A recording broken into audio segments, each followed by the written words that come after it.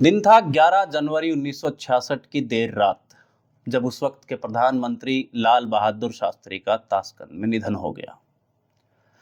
एक तरफ तो उनका शव भारत लाने की तैयारी चल रही थी, तो वहीं दूसरी तरफ कांग्रेस के अंदर प्रधानमंत्री की कुर्सी की रेस एक बार फिर से शुरू हो चुकी थी।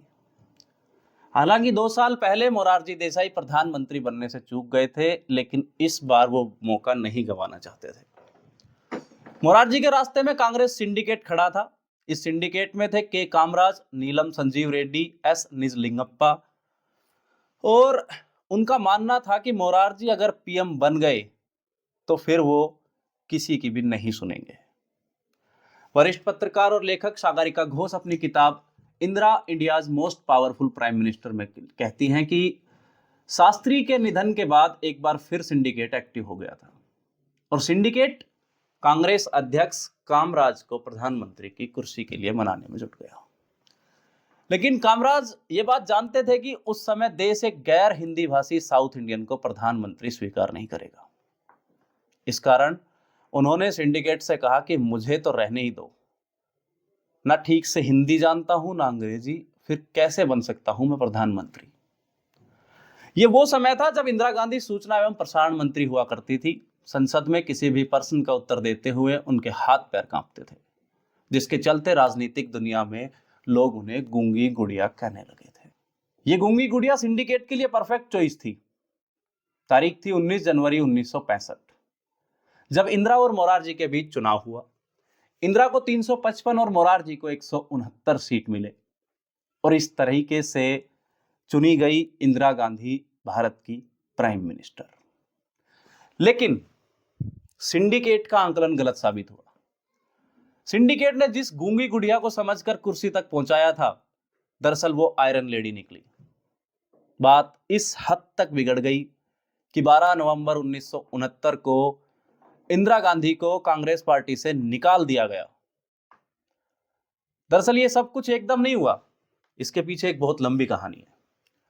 1959 के अगस्त की एक सुबह थी, जब इलाहाबाद के आनंद भवन में खाने की मेज पर प्रधानमंत्री जवाहरलाल नेहरू, उनकी बेटी इंदिरा गांधी और दामाद फिरोज गांधी बैठे थे। हमेशा की तरह बात सियासत पर छिड़ी और इस बार बहस में बदल गई। मुद्दा था केरल की पहली चुनी गई कम्युनिस्ट सरकार को बर्खास्त करना, और उस वक्त इंदिरा गांधी कांग्रेस के अध्यक्ष हुआ करती थी और उनके दबाव में ही केरल की सरकार को बर्खास्त किया गया था। डाइनिंग टेबल की ये बहस के दौरान फिरोज शाह ने इंदिरा गांधी की तरफ इशारा करते हुए कहा कि ये फांसीवाद है। इस किस्से का जिक्र करते हुए स्वीडिश पत्रकार और लेखक बर्टेल फोल्क अपने एक आर्टिकल में लिखते हैं कि फिरोज गांधी पहले व्यक्ति थे जिन्होंने अपनी पत्नी की तानाशाही प्रवृत्ति को पहचान लिया था, और साल 1966 में प्रधानमंत्री बनने के बाद इंदिरा की यह प्रवृत्ति खुलकर सामने भी आई। उनके कामकाज से कांग्रेस सिंडिकेट भी खुश नहीं था।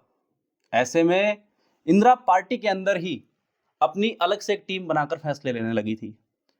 लेखक और प्रोफेसर रॉबर्ट एल हार्डग्रेव की किताब the Congress in India crisis and split के मुताबिक जब से कांग्रेस सत्ता में आई, पार्टी और सरकार के बीच हमेशा तनाव चलता रहा। आजादी के बाद नेहरू को भी पार्टी अध्यक्ष के साथ कई बार संघर्ष करना पड़ा था। इस वजह से 1951 में वो खुद कांग्रेस का अध्यक्ष बन गए। उनका कहना था कि प्रधानमंत्री को पार्टी के प्रति जवाबदेह बनाने से पार्लियामेंट्री डेमोक्रेसी मजाक बनकर रह जाएगी। ये खुद जवाहरलाल नेहरू जी के शब्द है। लेकिन नेहरू के निधन के बाद पार्टी के प्रमुख नेताओं के समूह सिंडिकेट ने कमान संभाल ली। इसने प्रधानमंत्री पद पर हमेशा अपनी पकड़ बनाए रखने की कोशिश की। सिंडिकेट के दबाव में ही 1964 में लाल बहादुर शास्त्री और 1966 में इंदिरा गांधी को प्रधानमंत्री बनाया गया था।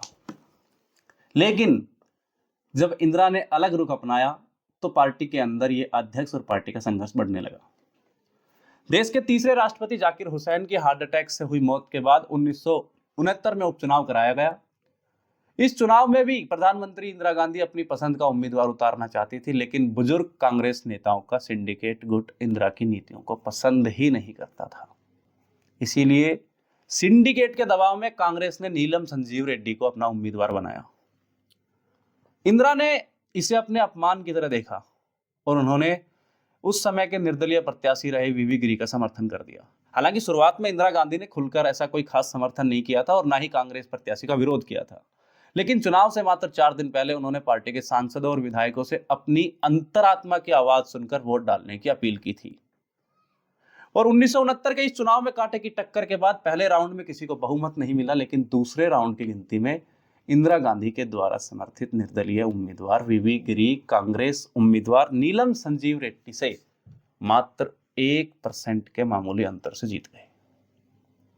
सिर्फ ये राष्ट्रपति चुनाव ही नहीं, इसके अलावा इंदिरा ने कई फैसलों में कांग्रेस की सीनियर लीडरशिप को बाहर ही रखा था।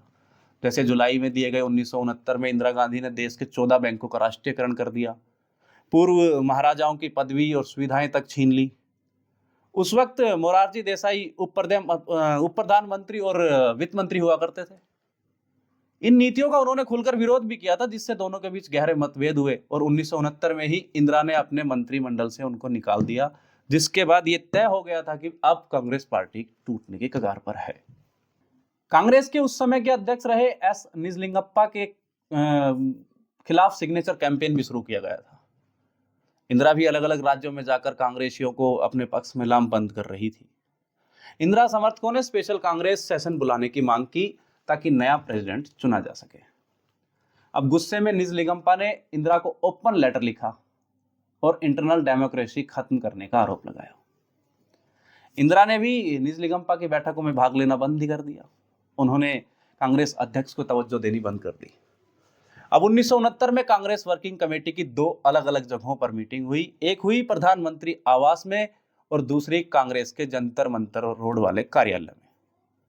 अब 12 नवंबर 1969 को कांग्रेस कार्यालय में हुई मीटिंग में इंदिरा को पार्टी की प्राथमिक सदस्यता से निकाल दिया गया और संसदीय दल से यह कहा गया कि वो अपना नया नेता चुन ले। अब 1969 के नवंबर तक इंदिरा गांधी की अगुवाई वाली कांग्रेस खेमे को कांग्रेस आर अर्थात रिक्विजिनिस्ट और सिंडिकेट की अगुवाई वाले खेमे को कांग्रेस ओ अर्थात ऑर्गेनाइजेशन कहने लगे। इन दोनों दलों को पुरानी और नई कांग्रेस भी कहते थे लोग। इंदिरा ने इस टूट को विचारधारा की लड़ाई बताया। इसे अमीरों के तरफदार और गरीबों के हिमायती भी कहा गया। कांग्रेस आर थी इंदिरा गांधी के समर्थन वाली नई पार्टी, जिसमें कांग्रेस के 705 सदस्यों में से 446 ने इंदिरा गांधी का समर्थन किया और उनके पास चले गए। वहीं कांग्रेस ओ थी सिंडिकेट की पार्टी। इसमें पार्टी के पुराने नेता और संगठन के सदस्य शामिल थे जो इंदिरा गांधी के खिलाफ थे। तो इस तरह से टूटी थी कांग्रेस 2 हिस्सों में, जब खुद एक प्रधानमंत्री को ही पार्टी की सदस्यता से बर्खास्त कर दिया गया। ये थी आज की कहानी पॉलिटिकल पंचनामा के अंदर। हमने सुनाया जब इंदिरा गांधी को खुद कांग्रेस पार्टी ने उनकी प्राथमिक सदस्यता से बर्खास्त कर दिया गया। ऐसी ही किसी कहानी के साथ फिर हाजिर रहूंगा, मेरे यानी कृष्णा अवतार दत्त के साथ। आप देख रहे थे दैनिक रेडियो पर पॉलिटिकल पंचनामा। नमस्कार, धन्यवाद।